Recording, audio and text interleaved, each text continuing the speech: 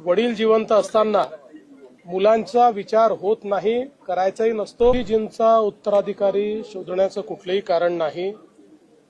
मोदीजी आमचे नेते आहेत.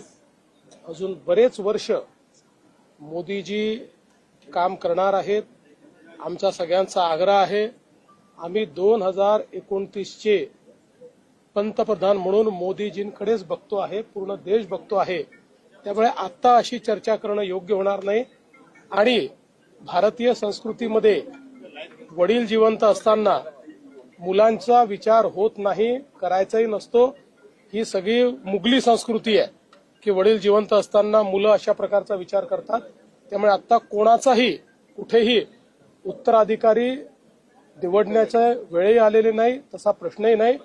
आणि जोपर्यंत माझा विषय आहे, माझा त्याच्याशी संबंध येईल.